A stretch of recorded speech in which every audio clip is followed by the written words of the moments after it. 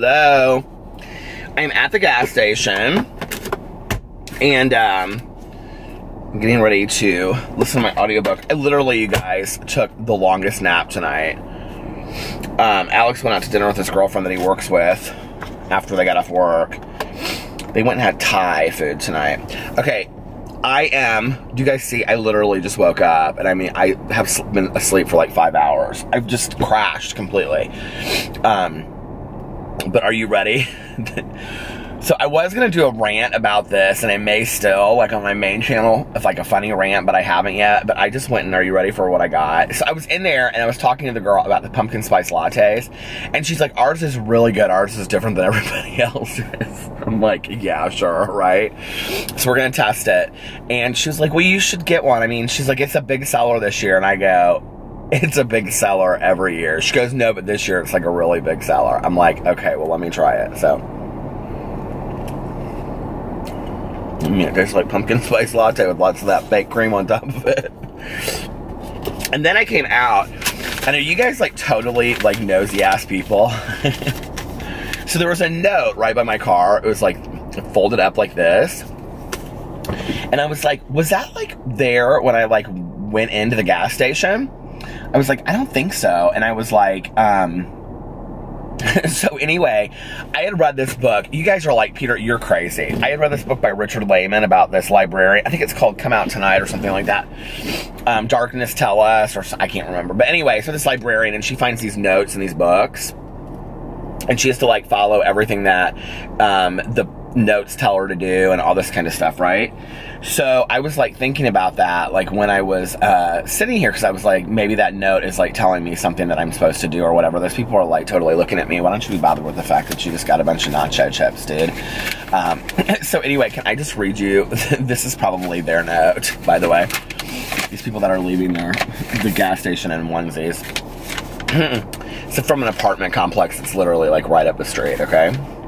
We are happy to have you as residents at this apartment complex. We know that your apartment living can sometimes be an adjustment. Who like crafts these letters? That's like what cracks me up so much, right? As such, it is important to abide by our policies and keep in mind that you are sharing close living space with your neighbors. It has been brought to our attention that the smell of an illegal substance is disturbing your neighbors. Basically, bought. It has been identified as a smell coming from this floor of your building. Please note, per lease agreement, illegal activity is strictly prohibited. And then they have underneath here, lease agreement, page 4, section 7, item A and H. Residents shall not commit nor permit others to commit any unlawful... Okay, and then it goes in here and says, thank you for your future cooperation with our policies. We hope you have a very enjoyable lifestyle here. This letter was sent to everyone on the floor of this building because they're like, don't come for us. It meant so much to these people that they threw it on the floor. I'll file it right over here as evidence. Oh my god, that cracks me up. Maybe I should get it out of my car just in case people see it and they think I'm a pot smoker.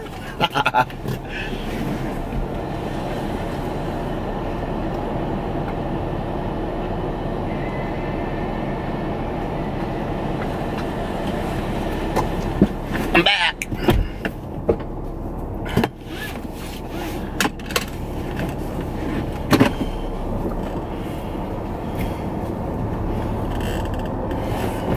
So it is officially Halloween, and I have nothing to do tomorrow, so I'm just gonna relax and watch Halloween Marathon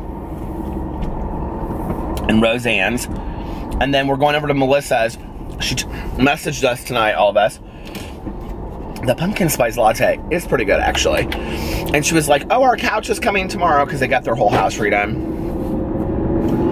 So she's like, our couch is coming tomorrow so we can do it at our house. So,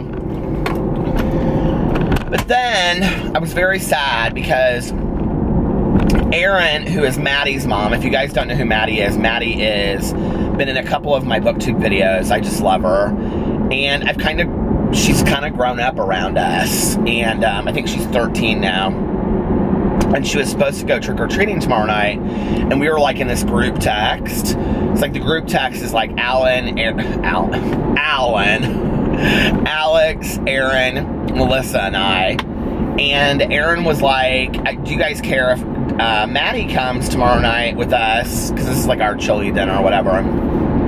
Halloween is what we do on Halloween. And we're like, and she was like, she was going to go trick-or-treating, but we just found out she's being bullied at school and she doesn't want to go anymore. It makes me so sad. And I've been holding off talking about it on here because I'm going to do a whole video about it on my main channel.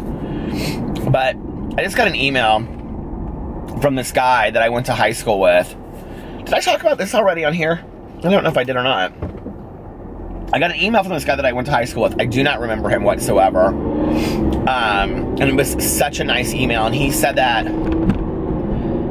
he had like something about he was trying to like find YouTube videos for his son to watch about bullying. And I don't know if it was because his son was accused of bullying somebody or his son was being bullied. And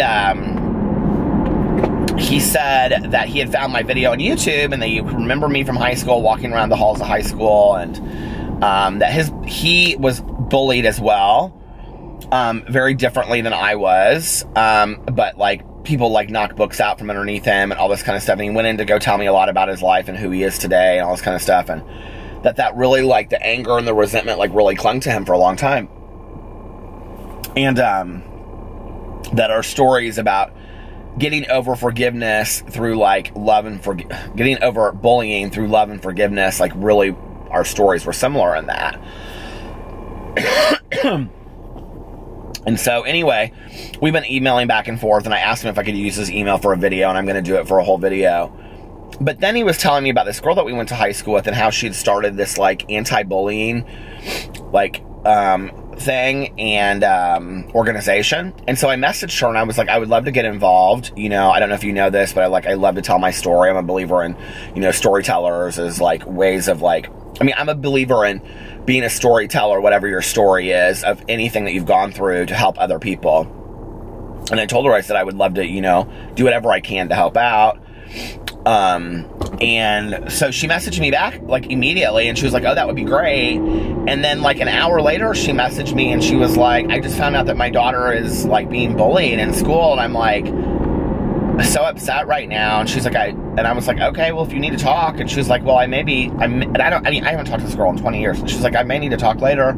She never called me, but, I mean, not that she would. I'm sure she's got other people to talk to, but, like, it's really strange to me, this whole concept of bullying. It's like, so in 1 week, I hear about 3 different incidences, you know, and it's like,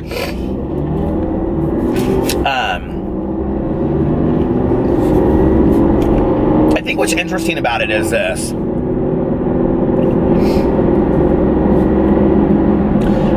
Like, I feel like even adults today use that word bullying. So, like, I don't feel like we have a good definition for it. You know what I mean?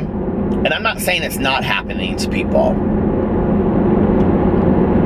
But, you know, when I was in high school, and I was not out. I did not come out until after I graduated from high school.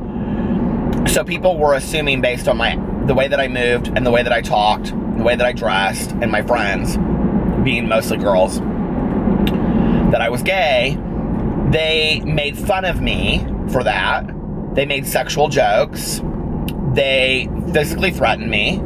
They sexually threatened me. They vandalized my car. They vandalized my locker. Those kinds of things, you know, but we didn't have a word to put to it back then. Like, we didn't use the word bullying. I graduated in 1990, so 1990 before that. We really just didn't. We didn't use that word. I have to deposit some money at the bank machine, so give me just a second. Okay, I'm back. But we didn't have the word bullying. I mean, that word existed, but we didn't use that word. You know, like, I cannot even imagine. Like, I just don't remember, and maybe they did, and I wasn't aware of it, but I don't remember discussions about bullying happening, you know? And then, you know, you go to today, and it's like, there's so many different kinds, and I have experience personally, and other people. I will tell you, when I started working in treatment, with teenage girls. The abusive nature that they treated each other with, I have never witnessed on a parallel before like that. I mean, I'm talking about girls urinating in each other's shampoo bottles, pushing each other down, cutting each other's hair, stealing clothes, mutilating clothes, writing on their bodies, spreading rumors of, I mean, horrible rumors. I had this client one time, this patient, and I'm gonna really kind of like try to like mess this story up so nobody can tell, but she had slept with this, she had this friend, this kind of friend, but that weren't friends anymore, but like she had ended up sleeping with this girl's ex-boyfriend. She thought it was ex. Well, apparently it was like newly her ex, but this girl and her weren't friends anymore, so they didn't even know about it. This happened at a party on a Saturday night. She showed up to school that Monday, and this girl had taken her picture, and she had written on this piece of paper around the picture, like she'd taken a full shot of her face, and she had said, if you have slept with this girl, then you have, and she put on there like HIV, herpes, I mean, it was horrible. She like made like 200 copies of this. She went around the school before people got there. She taped them everywhere. She spread them all over the floors and the halls. I mean, this girl was just like, I mean, she was devastated, emotionally just abused beyond belief. So then I feel like that's a situation where it's so traumatic that we're taking away from the abuse to call it bullying. I feel like that is past bullying to some degree. And bullying is very much defined by the person that's being bullied. I do believe that. But then when people come to me and they say, you know, you do something in your videos and you go, in my opinion, about like, you know, a certain YouTuber, you're bullying her. Am I? Please don't take away my story of being bullied. Okay, please do not take away from what I went through, feeling threatened on a daily basis, being scared for my life by comparing it to that. It's not the same thing. We've abused the word by latching it onto every situation, and a lot of times it's just not appropriate. It just isn't, you know? Having an opinion about a public figure is not bullying. It just is not, and it's not harassment, it's not bullying. And,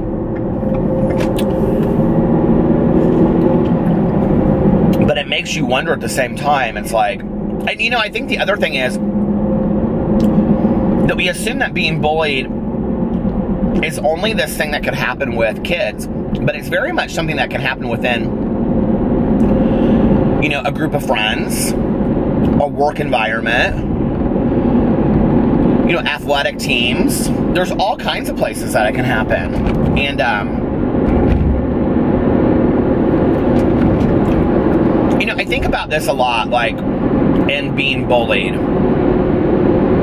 that I think the phenomenon of bullying that is different,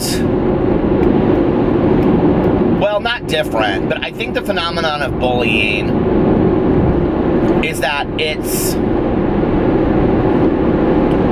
a picking apart of somebody that you protect them and keep them silent because of the shame you will get by calling them out, you know? I shared in a video that I had a guy that I went to high school with, and he would play a game of following me home in my car. My driveway went way back, pulling into my driveway right behind my car to where I would literally sit in my car like this and I didn't want to get out, and he would get out of his car and walk up to my driveway, and he would say things to me like, you're going to give me a blowjob, you're going to give me head, you're going to do this to me, blah, blah, blah, blah, whatever, and if you don't, then I'm going to tell everybody that you're a faggot. And like, I look back on that and I think to myself, I mean, this is a guy that had so overly suppressed sexual behaviors and sexuality, and he didn't know what to do with it besides force it on somebody else, and he must have assumed Peter's the gay kid, so maybe, you know, but like, and I look back on that and I think, you know, I can remember just sitting in my car, terrified, with like the door to my garage being like 10 feet away, and you know, sometimes my mom being home and sometimes my mom not being home, and me thinking, how can I make it to 10 feet, you know? And nothing ever happened between he and I. You know, I never did it with him. I never did anything with him. I never spoke. And that was how I responded, was I just didn't speak.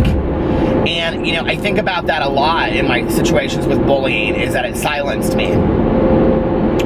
And I just didn't talk. I just would shut my mouth because I was too scared of what would happen if I talked. Like, would it make it worse? Would it make it, you know what I mean? If you've been bullied, you know what I mean. It's like, if I say something, it'll be worse. If I don't say something, then maybe it'll just go away, is what you hope, you know? But years later, I read this book by J. Bell, Something Like Summer, which they just made into a movie.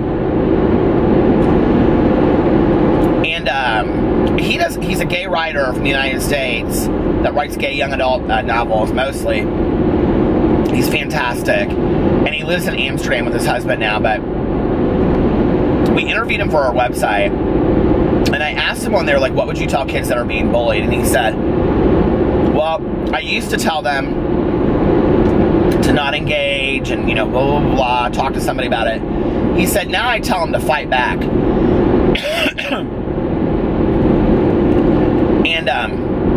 And that was it. He didn't say anything more about it.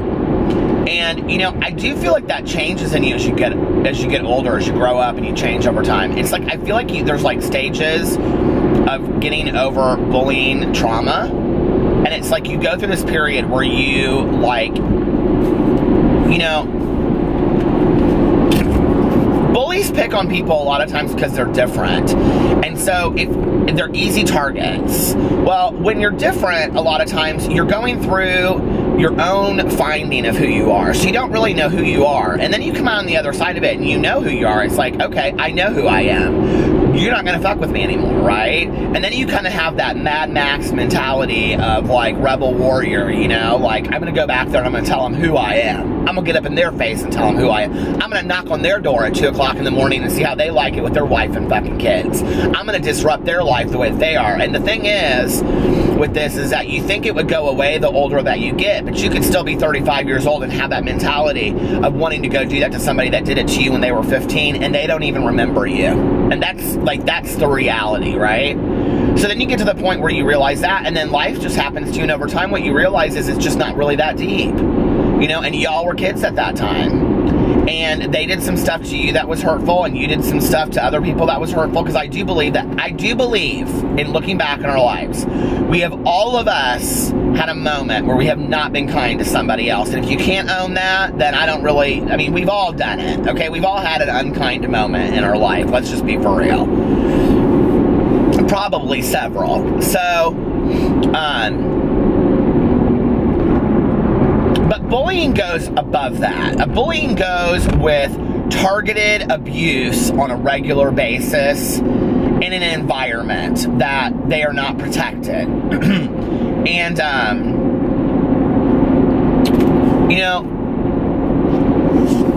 I kind of sometimes wonder, like, in retrospect, like, you know, okay, so this is what happened to me.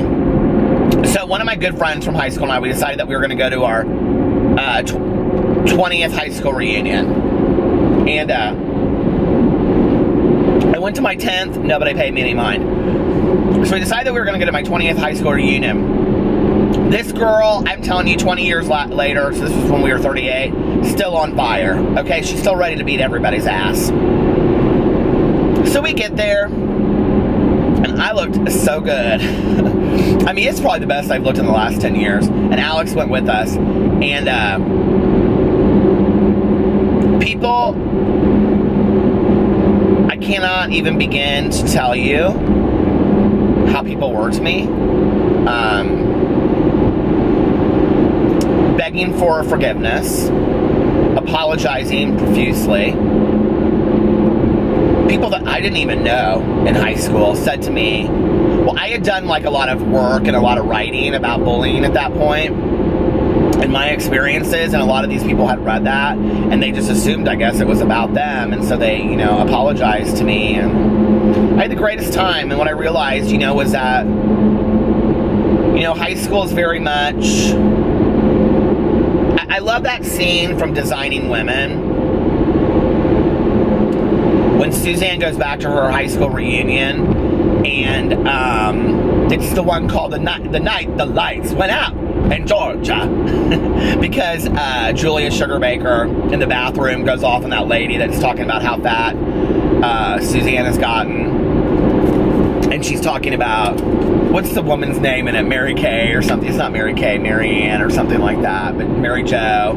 And she's talking about, and she goes, do you guys know the scene I'm talking about? And she's talking about when her sister was a Miss Georgia, and she's like, and my sister threw the flaming baton in the air, Mary Jo, and it went 400 feet in the sky, Mary Jo.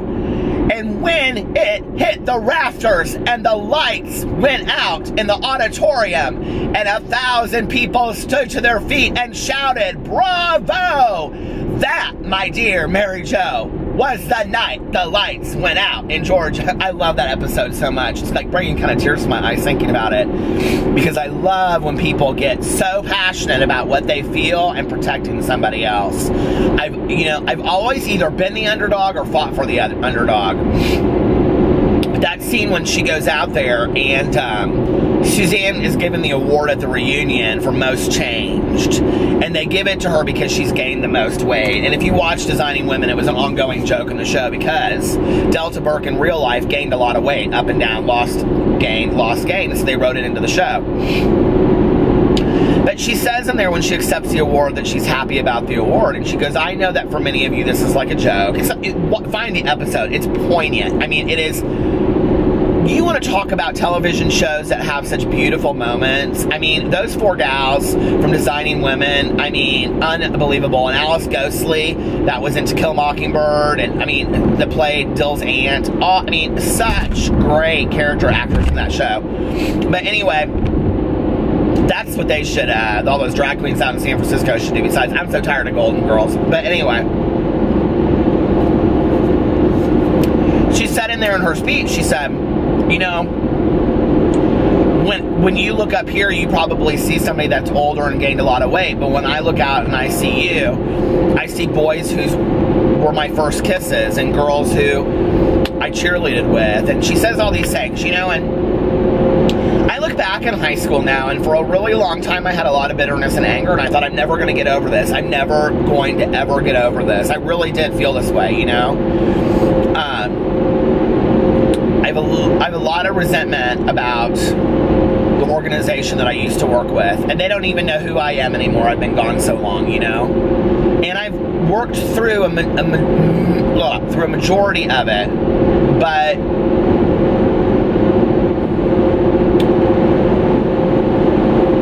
I was done very dirty at the end.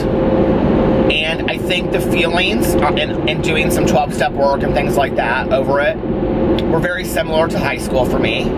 There was a Mean Girls deal that I was not part of. You know, it's like that whole mentality. And it's like just when you get over one thing in life, you realize that something else comes along. And it reminds me of the book. People ask me all the time, I just got this message this week, like, what's my favorite self-help book of life? And it's Dr. Sheree Scott's If Life Were a Game, These Are the Rules. And there's like, the first rule is, in life you will be given a body. And the second rule is, I think it's something, love it or hate it, but it's yours to keep for life. Then the third rule is like, in life there will be lessons, and then the fourth rule is lessons are repeated until they are learned. And I think about that all the time. I'm like, okay, so is forgiveness the answer? The removal of resentment, the removal of holding grudges and anger is through forgiveness, right? So maybe I need to learn forgiveness a little quicker. Resentments are unfulfilled expectations. Resentments about anyone, anything, or any time period of my life is when someone, something, or something didn't go the way I expected it to go at that time. I can't change it today. It's in the past. I can't change it. So I have to forgive the people involved that probably 90% of the time didn't even know what they were doing. why they were doing it. You know, I say this all the time when I go speak about bullying, and people are like, I always get the one person that comes up to me afterwards, and they're like, how can you talk about your bully, like, so pleasantly? And I'm like, because I've met him, and we've talked, and I know that he didn't know what he was doing at the time. At least this is what he says, you know? I don't believe that the majority of the bullies that go into the high schools and things like that are intent on ruining somebody's life. You know, I don't believe that. I just don't. And I think they're bored. I think they have a lot of pain in their own lives. I think they're comedians, many of them, and so they have to have somebody to be the one they're poking fun at. And I apparently was an easy target for that growing up. You know, they pick something that's easy to make fun of. But I think a lot of times when we pull back, you know, the curtain from Oz, and we see what's going on in their lives, those people that were bullies, and I have had the opportunity to talk to mine, had unbelievable lives at that time. Had stuff going on in my life, or had stuff going on in their lives at the time that they were bullying me. And I'm not making excuses for them. But what I went through pales in comparison to the tragedy and the horror that they were living on their daily life that nobody knew. And we don't really know anybody until we walk around in their shoes on their front porch, like Atticus Finch says from To Kill a Mockingbird. You know, we really don't. And I think, like, I've tried in my life to understand that we all come from different perspectives and different points of view. And the one thing that I can say about my bullying experience, and this is what I would offer for you, for parents that message me and ask me how to deal with it, you can't change that it's happening.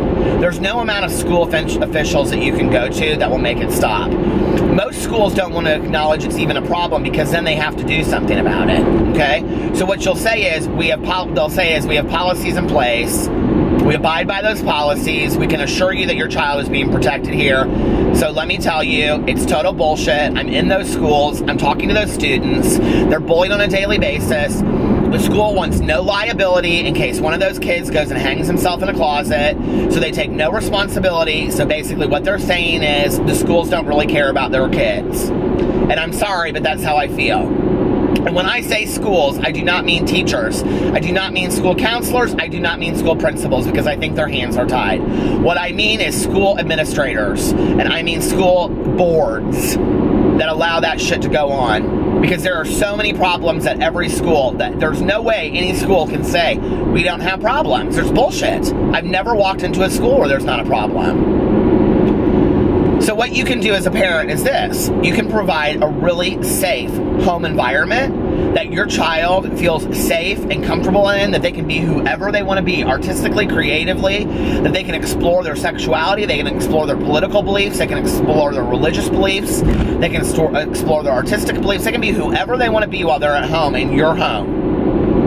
And they don't have to worry about being judged. And if you're with somebody, if you're with a partner that does not allow your child to do that, get out of that marriage, get out of that relationship. That's not a parent. You're doing more harm by staying in that relationship. I'm just telling you. And ultimately, you're part of that.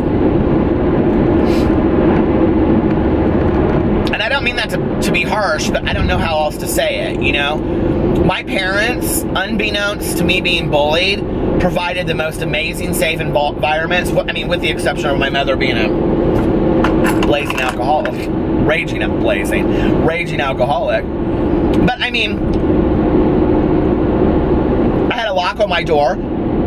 There was always food in the kitchen. And,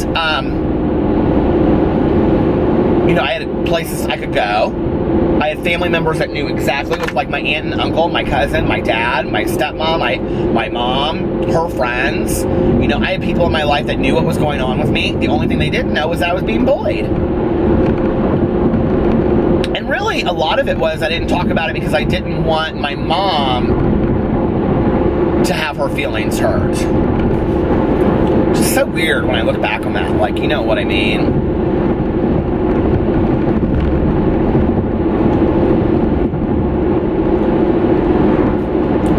This one day, we were in gym class, and I was never super athletic later in life. I just kind of gave it up. I was pretty naturally athletic as a kid. But But I remember we were playing baseball for gym class, and they put me like way out in the field. I don't even know what field's field, second field. I don't know. If these are the bases, I was there. So anyway,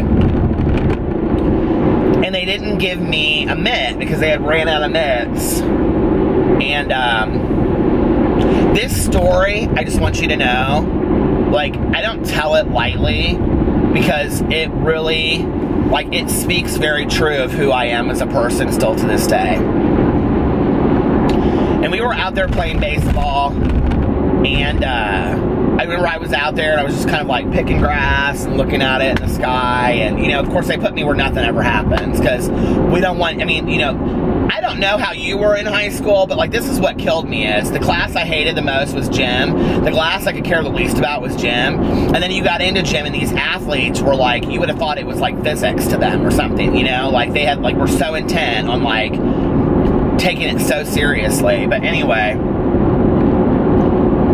so this ball starts coming way out for me. And they are all yelling and screaming at me, "You fucking get it, you fucking faggot, you faggot, get it, you..." And I thought, I'm done. I've had it, I'm gonna catch this fucking ball. This is gonna be it, right? And I remember I like reached up like that because it was coming like right at me. And I remember I like reached up and I caught it with my bare hands. And like they lost their shit. And like that was literally like the end of the class, and that was how the class went, and they were like all screaming and yelling because we won the game and all this kind of stuff. That lasted probably, oh, I don't know, 5 minutes from the outside to the inside, and then it was like forgotten, and we were back to the bullying again. We got inside, and I looked at my hands, and my hands were bleeding. And I had welts for about 2 weeks on my hands from catching that ball with bare hands and no glove. And that was the price that I paid for 5 minutes of being accepted in high school. Nobody's acceptance and validation is that important to me today. Nobody. I don't care who you are. I answer to myself. I make myself happy. And I worry that I am doing things on a daily basis to be the best human being possible. That is no way to live. And yet, I tell that story to people, and they look at me and they say, I've lived like that with welts on my hands for the last 20 years. No, that's no way to live. No, ma'am. What a very serious vlog it's been tonight, hasn't it? Happy Halloween, spooky, spooky Halloween. It is, though. It is 1:08 a.m. right now, so I'm going to get off here, and I'm going to be drinking apple cider tomorrow. Our group text is so cool, so cute. Alex is like, do we need to bring cheese? Do we need to bring hummus? And Melissa's like, I have cornbread. I have 3 kinds of chili. I have cornbread. I have apple cider. And then we went to that seance, and I said, oh, do you want some of this cider? And she was like, yeah. And so like I handed it to her, and she goes like this. She goes, like she was sipping it because it was so hot and it was cold. She goes, this is cold apple cider. So she said, I have apple cider, ... hot. So I'm so excited. It's my favorite day of the year. It's my favorite day of the year. All right, you guys, I love you. I hope you're having a wonderful Halloween watching this. Watch a scary movie. If scary movies scare you, watch Hocus Pocus. Watch something. Watch a Goosebumps on Netflix. There's like 4 of them that are really, really good. They're really cute. Do something for Halloween. Go get some pumpkin spice, ice cream, coffee, pumpkin loaf, whatever. Listen, you don't even have to tell anybody. I told the whole world, but you didn't have to. And you can just have it today and throw it out tomorrow. Anyway, enjoy this Halloween. You know, we never know when it's our last. I love you. Talk to you later. Bye.